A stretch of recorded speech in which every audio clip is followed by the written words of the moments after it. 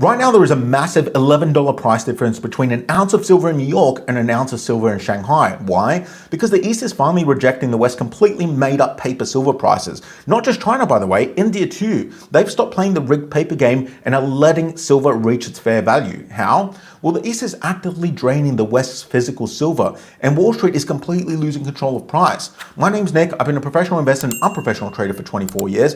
Before I start, I'm not a financial advisor. This is not an inducement to buy or sell any assets, and most importantly, do not take financial advice from some random dude on YouTube. Let's figure this out together. So for decades, the silver market has been dominated by paper contracts. Wall Street institutions trade futures and derivatives that represent claims to silver rather than actual metal. They push out this narrative that paper silver is perfectly safe and perfectly normal. Whenever Wall Street tells you something that is perfectly safe, you should be aware of the risks. So retail believes this lie though. Sorry, not this lie, this alleged truth, right? But the catch is that the system has become dangerously over-leveraged. The current paper to physical ratio on global markets stands at 356 to 1. That means for every 1 real ounce of silver sitting in a vault, 356 ounces worth of paper claims are circulating, which is obscene. But as long as investors are content to hold paper exposure and accept cash settlements, this completely logical system functions perfectly. They suppress the price, collect the premiums, and trap retail traders in. But here is the bigger problem. The East is officially rejecting Western paper bullshit prices. So let's look at exactly what is happening in Shanghai right now. Well, we'll start with COMEX actually. Right now, COMEX paper silver in New York was sitting at $89 an ounce as of today. But over on the Shanghai exchanges, physical silver was trading over $100 an ounce. That is an $11 spread, and it's creating this ultimate arbitrage trap. Smart money is buying cheaper contracts in New York, demanding physical silver delivery, and shipping that metal to Shanghai for guaranteed massive profit. Hugo Pascal from Improved noticed this steady outflow from Shanghai vaults coupled with rising open interest. It means Chinese traders are not just betting on higher prices, they are pulling physical supply completely out of the system. And the math on this is absolutely brutal for the West. COMEX registered silver stocks recently slipped down to 80 million ounces.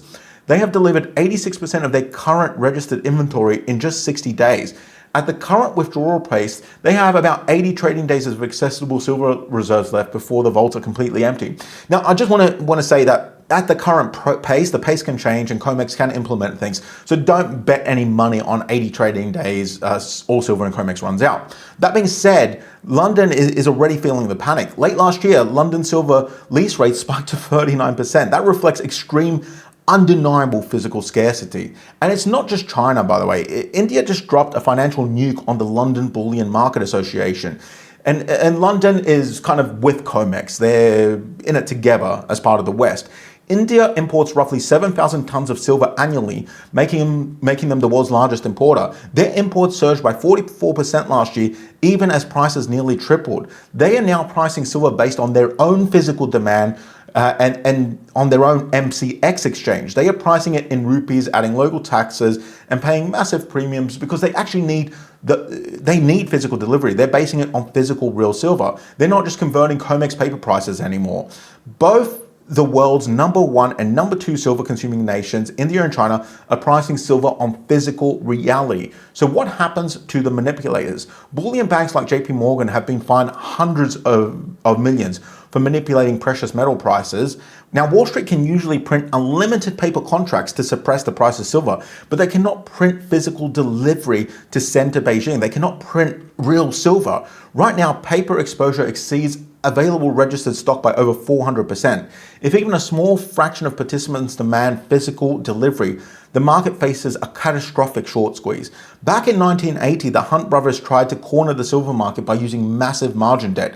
COMEX panicked and adopted Silver Rule 7, essentially banning new margin buying and crushing those brothers. They changed the rules mid-game to protect themselves, right? To protect COMEX. But here's why this time is completely different. You can't impose Silver Rule 7 on the People's Republic of China. You can't force the Chinese manufacturers to accept a cash settlement when they need actual silver to build solar panels. Fiscal scarcity is repricing metal upwards, and the Western paper exchanges are bleeding out, which kind of makes me happy. How about you? By the way, if you want to see why many people believe BlackRock is allegedly trying to gamble with money from your pension, check out my video from yesterday. It's not about silver, but it is about some crazy manipulation that is allegedly happening from BlackRock. You need to protect your pension, so check that video out. I'll see you in the next one.